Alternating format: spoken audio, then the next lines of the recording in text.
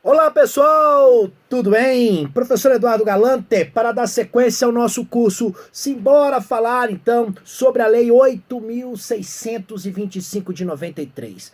Trata-se da Lei Orgânica Nacional do Ministério Público. Graças a Deus, até agora já o fizemos com grande propriedade e o faremos ainda mais. Desde já eu quero salientar a todos que estou à sua disposição no nosso fórum e também nas redes sociais, em todas elas, professor Eduardo Galante. Quero novamente aqui frisar que, normalmente, esta lei, ao ser cobrada, ela será cobrada de maneira literal. Em pesquisa, então, feita ali por mim em questões anteriores, constatei que em 99% das vezes o que a banca cobra é a literalidade das questões que aqui estão. Por isso que muitas vezes eu não me estendo aos comentários, às interpretações, porque normalmente isso não é relevante para a nossa prova. Agora, fazer o mapeamento jurídico e guardar as ideias, isso sim, tá bom? Vamos lá então, vamos seguir em frente? Simbora com o professor, é hora então de muita aprendizagem. Gente, falando um pouco agora sobre a Lei 8.625, quero novamente enfatizar algumas competências que são importantes para que a gente possa, então, na hora de fazer a prova, lembrar destas competências. Porque o assunto competências, quando se é cobrada a Lei 8.625, muitas vezes, então, muitas vezes, mostra-se coerente, evidentemente, dentro do nosso contexto. Nesse sentido, tá? Nesse sentido, quero falar sobre o Conselho Superior do Ministério Público, principalmente sobre suas competências. Ainda que nós já tenhamos falado um pouco sobre o Conselho Superior do Ministério Público, naquela oportunidade, inclusive, eu disse a você que eu entendo que o Ministério Público é sim, tá? Um órgão importantíssimo e que por isso mesmo, tá, exerce um papel fundamental, principalmente no exercício das atividades dentro do Ministério Público. Nesse contexto, então, eu vou falar aqui sobre algumas competências que estão positivadas, então, na nossa lei, ok? Olha, cabe então ao Conselho Superior do Ministério Público. É ele que tem a competência para rever o arquivamento do inquérito civil. Então, em algumas oportunidades, o inquérito civil poderá ser arquivado e no caso aqui, tenha-se a necessidade de rever esse arquivamento, isso será uma competência do Conselho Superior. É bom que você tenha cuidado. Onde está Conselho Superior do Ministério Público, a banca poderá querer, no caso, na oportunidade, colocar Colégio dos Procuradores, ou vai querer colocar qualquer outro termo. Seja como for, nós estaremos atentos, tá bom? Nós não cairemos nessa. Além disso, o que mais eu quero destacar? Vamos falar um pouquinho também sobre os procuradores de justiça. Entre tantas competências que são, no caso, aí, destinadas aos procuradores, eu quero destacar uma que certamente poderá estar na nossa prova. Cabe, então, no caso especificamente, aos procuradores de justiça. É eles que irão exercer as suas atribuições junto aos tribunais, tá? Desde que estas atribuições não sejam atribuições específicas do Procurador-Geral de Justiça, tá legal? Então, no caso aí, os procuradores vão atuar junto aos tribunais e os procuradores terão as suas atribuições ali realizadas, desde que não sejam atribuições que já foram destinadas ao senhor Procurador-Geral de Justiça. Agora, o senhor Procurador-Geral de Justiça poderá delegar algumas destas atribuições. Existe esta possibilidade, tá bom? Além disso, tá? Dos promotores de justiça. O que eu quero daqui destacar? Quais são as principais competências dos senhores promotores de justiça? Não quer dizer que sejam as únicas. Não significa em nenhum momento que sejam as únicas. Mesmo porque nós poderemos encontrar este assunto em outras normas, tá bom? Aqui eu estou frisando especificamente dentro do nosso contexto aqui, eu estou frisando, então, dentro da Lei 8.625. Quais são as principais atribuições, então, dos promotores de justiça, suas principais, como vamos colocar assim, competências? Não que não tenhamos outras, mas vamos lá, identificar aqui as principais ideias, então, no caso especificamente dos promotores. Caberá aos promotores de justiça. São eles que têm competência para impetrar habeas corpus em mandado de segurança e também para requerer correição parcial, inclusive perante ali nos tribunais locais competentes. Então, o promotor de justiça, a primeira ideia que nós temos que guardar, eles são competentes, legitimados para impetrar habeas corpus e também mandado de segurança e requerer correição parcial, tá bom? Fica esta dica. Também poderão, no caso aqui, uma outra atribuição que é importante, eles deverão atender ao povo, tá? Eles deverão atender ao povo também. O povo ali, evidentemente, constantemente procuram o Ministério Público e, evidentemente, que nesse caso aqui, eles deverão ter condições de atendê-los. Ainda, deverá o senhor promotor de justiça oficiar perante a Justiça Eleitoral de primeira instância. Então, oficiar perante a Justiça Eleitoral de primeira instância. Cuidado, onde está a primeira instância, a banca pode querer colocar em todas as instâncias, tá? Então, fica esta dica para você. Estas ideias aqui são as ideias centrais, então, em relação aos promotores de justiça. Além disso, eu quero destacar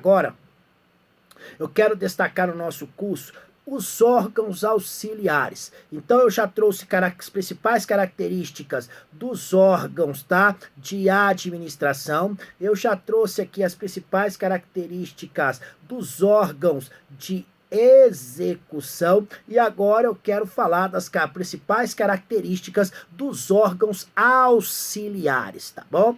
Então eu quero falar agora sobre os órgãos auxiliares. Quais são as principais informações que nós temos então quanto aos órgãos auxiliares? Vou começar pelos centros de apoio operacional. Então é o primeiro órgão auxiliar que eu quero enfatizar.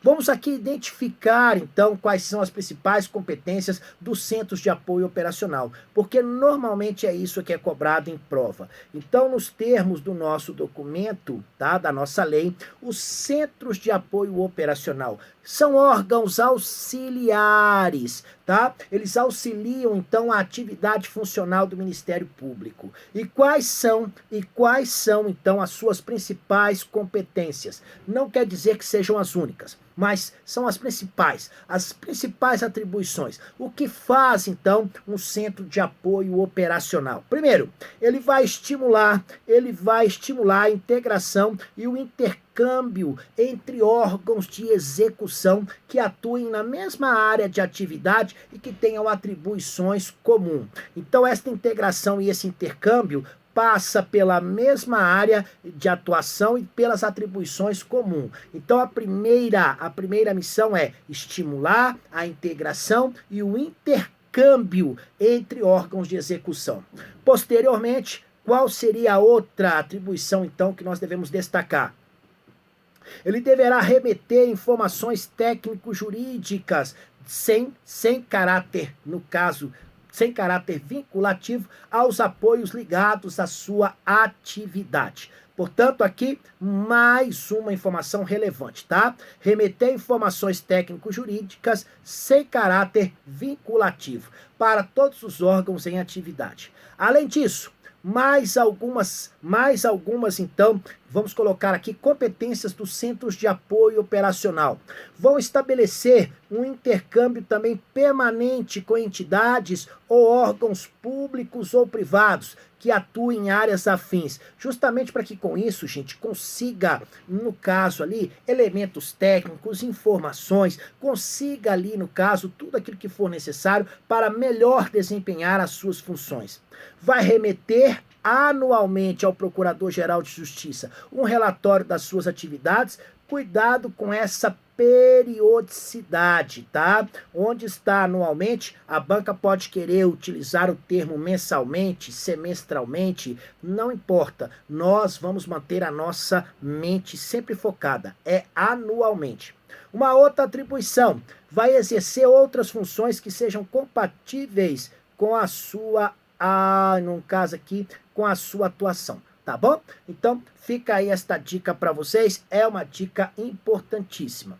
Bem, agora que nós vimos então quais são as principais competências dos centros de apoio operacional, vamos para mais um órgão auxiliar. No caso, vamos falar sobre a comissão de concurso. Gente, sobre a comissão de concurso, eu entendo que nem devemos tanto assim aprofundarmos, né? O próprio nome, então, já nos dá uma clara indicação do que se trata, o que faz esta comissão. Então, esta comissão de concurso, primeiro, esta comissão é um órgão auxiliar de natureza transitória. Então, ela tem ali o seu trabalho realizado dentro de um lapso temporal. Qual é a sua principal missão? Ela vai realizar a seleção de candidatos para ingressar na carreira do Ministério Público. É claro que nesse contexto serão seguidas ali as normas ideais, será seguido então tudo aquilo que está dentro do contexto legal. Então serão obedecidas todas aquelas necessidades, todas aquelas, vamos colocar assim, condições previstas em lei no caso, tá bom? A lei orgânica, gente, ela definirá o critério de escolha do presidente da comissão de concurso para ingresso na carreira. Então, toda a comissão, no caso ali, tem especificamente, vamos colocar assim, um dos seus integrantes será o presidente e a escolha desse presidente, então, será regulamentada desta forma. Além disso, quero falar agora sobre o Centro de Estudos e Aperfeiçoamento Funcional. Centro de Estudo e de Aperfeiçoamento Funcional. Nesse caso, especificamente, o que eu quero destacar? O Centro de Estudos e Aperfeiçoamento Funcional. Trata-se de um órgão que é auxiliar do Ministério Público. E qual é a sua principal missão? E é isso que eu quero destacar, porque é isso que cai em prova. Este Centro de Estudos e Aperfeiçoamento Funcional, ele é destinado a realizar cursos, seminários, congressos, simpósios, pesquisas, atividades, estudos e também publicações. Com que finalidade? Para que então realizar esses cursos, seminários, congressos? A ideia é buscar o aprimoramento profissional e cultural dos membros da instituição, ok? E também dos seus auxiliares e funcionários. Com isso, nós teremos uma melhor execução dos seus serviços. Portanto, gente, tá? Esse centro é importantíssimo, porque ao final poderá, no caso, resultar inclusive em racionalização dos seus recursos materiais, tá bom? Então, fica aí esta dica para você. A lei orgânica vai tratar especificamente sobre a organização, o funcionamento e também sobre as atribuições do centro, tá bom? Fica esta dica para vocês. Além disso, o que mais eu quero destacar? Quero falar agora sobre os órgãos de apoio administrativo. Então, agora eu quero enfatizar os órgãos de apoio administrativo. Também é um órgão auxiliar do Ministério Público e também tem as suas competências bem delineadas na nossa norma. Então, na Lei 8.625. Gente, a primeira coisa que eu preciso trazer para você é que uma lei de iniciativa do Procurador-Geral de Justiça vai disciplinar, então, os órgãos e serviços auxiliares de apoio administrativo. Isso significa, tá, que essa lei vai tratar ali, então, da organização em quadro próprio das carreiras, vai tratar então ali também especificamente de características, ou seja, de peculiaridades relacionadas aos cargos ali e também vai cuidar das necessidades da administração e das atividades funcionais. Para a nossa prova, se você lembrar, lei de iniciativa do Procurador-Geral de Justiça, no caso, disciplinará órgãos e serviços auxiliares de apoio administrativo. Além disso, Quero falar sobre os estagiários, que também, de acordo com a nossa norma, tá? Também são, novamente aqui, órgãos auxiliares. Quais são as principais características, então, agora, destes órgãos auxiliares? Dos estagiários.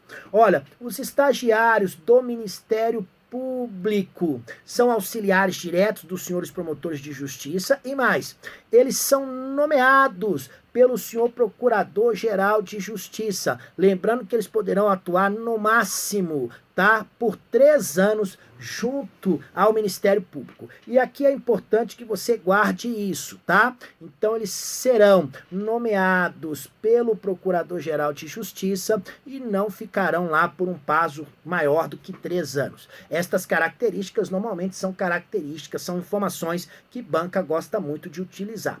Além disso, a lei orgânica, uma lei orgânica vai disciplinar a seleção, como é feita a seleção, como é feita a investidura, como é feita a dispensa do estagiário, tá bom? E lembrando para você que estes estagiários, em regra, tá? Em regra, no caso, deve cumprir o seguinte: serão alunos dos 3 últimos anos do curso de bacharelado de Direito, tá bom? Normalmente, então, você só vai ocupar, você só vai poder, no caso aqui, participar, ser estagiário, a partir do seu quinto semestre, então, no seu curso de Direito, tá bom? Fica aí esta dica para vocês.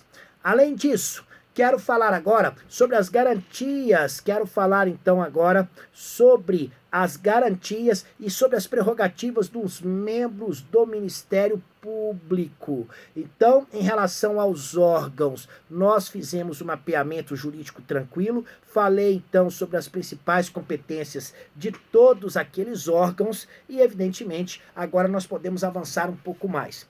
Vou tratar agora sobre a garantia e vou tratar sobre as prerrogativas dos membros do Ministério Público.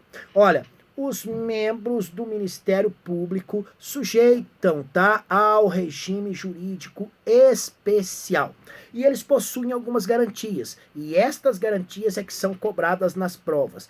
Quais são estas garantias? Primeira garantia é a vitaliciedade, que será atingida após 2 anos de efetivo exercício, tá bom? Vitaliciedade, fazendo aqui uma rápida brincadeira, só para você entender, uma comparação, é algo próximo à ideia de estabilidade. Só que o membro promotor de justiça, ele não tem estabilidade, ele tem vitaliciedade. A vitaliciedade será atingida depois de 2 anos de exercício, tá bom?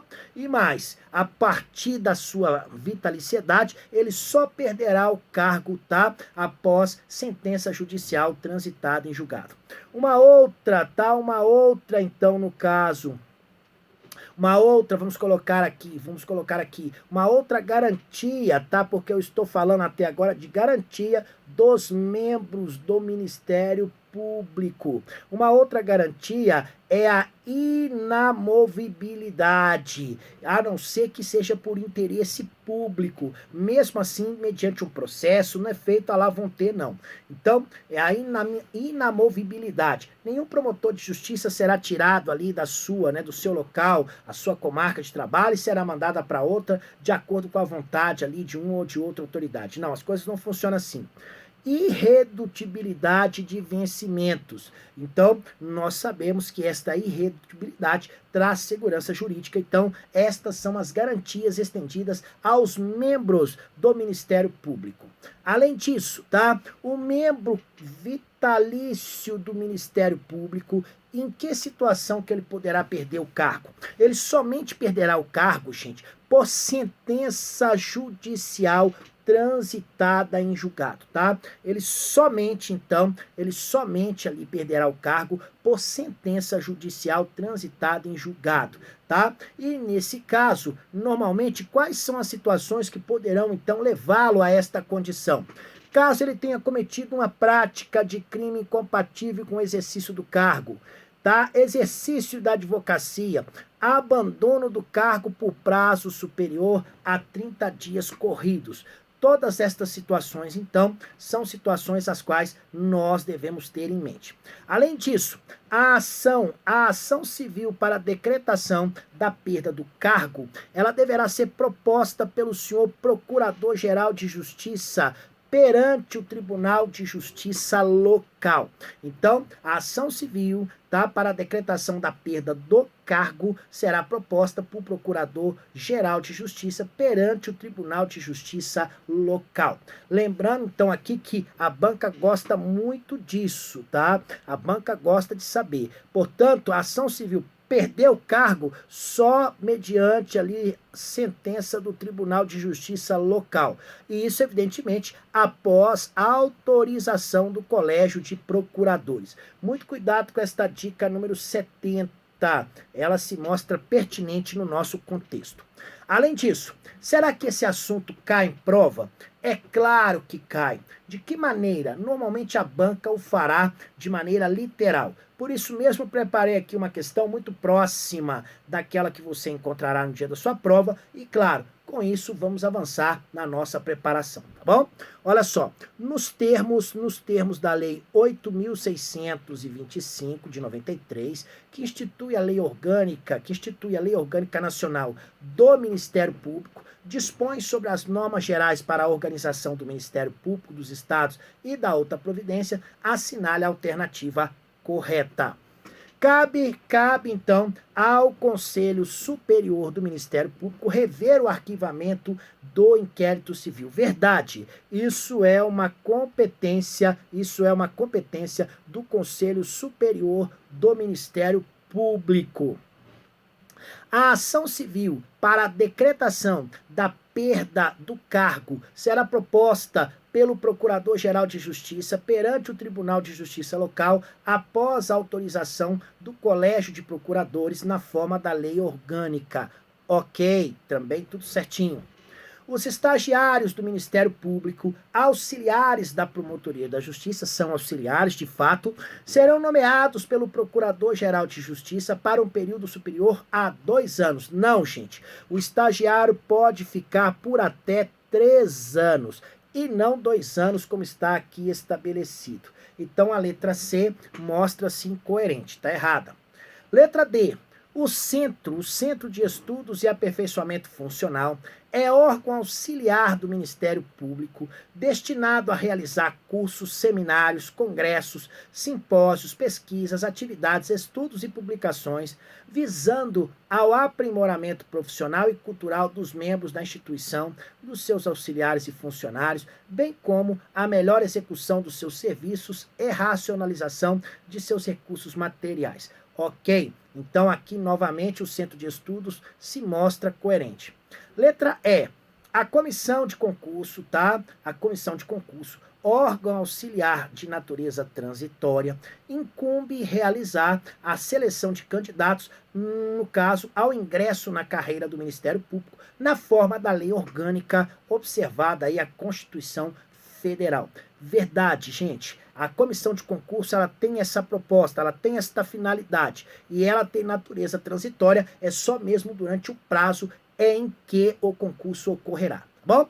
Então, de fato, aqui a única alternativa que destoa do que nós aprendemos, a alternativa C. Desde já, eu quero aqui destacar para vocês quais foram as principais dicas desse nosso encontro. A dica 57, eu quero que você destaque. Cabe ao Conselho Superior do Ministério Público rever o arquivamento de inquérito civil. Isso não é uma atribuição do Colégio de Procuradores, isso não é atribuição do órgão especial. E é aí que a banca vai querer te pegar. E é claro que você não vai deixar. Então a dica 57 eu entendo que é muito importante. A dica 59, que fala sobre as principais atribuições dos senhores promotores de justiça. Além disso, tá? O Centro de Apoio Operacional é um órgão importante, mas não é muito destacado em concursos públicos, não, tá? Comissão de concurso também não tem maiores destaques. O Centro de Estudos, não. O Centro de Estudos, sim, ele já é um alvo ali de perguntas por parte das bancas. Esta dica 63 se mostra pertinente. Órgãos de apoio administrativo não é muito explorado, tá bom? Os estagiários tem uma, vamos dizer assim, é possível que se explore, porque já o foi, mas também aqui nós temos que ter cuidado, tá bom? E, no caso aqui, a dica 68, com as garantias dos membros do Ministério Público, essa aqui despenca em prova. Certamente é a dica desse nosso encontro mais importante. Então, aos membros do Ministério Público, ele é possuidor das seguintes garantias: vitaliciedade, inamovibilidade e irredutibilidade dos vencimentos. Se você souber isso, você já está credenciado a acertar a questão. E aí, eu também trouxe aqui as condições em que o membro vitalício poderá perder o cargo. Nós vimos aqui que depois de adquirir a vitaliciedade após 2 anos, isso só vai ser possível mediante sentença judicial transitada em julgado, tá bom? E aí nós resolvemos essa questão, tenho certeza que você acertou comigo, e com isso chegamos ao final do nosso bloco, tá bom? Bem, desde já quero agradecer a todos aí por esta participação, então, esta participação maravilhosa, esta participação de uma maneira responsável, objetiva. Não é a maneira mais confortável de se ter o resultado, mas é a maneira mais eficiente. Um grande abraço no coração de vocês. Fiquem com Deus. Obrigado sempre pelo contato. Até a nossa próxima missão. Tchau, tchau, gente.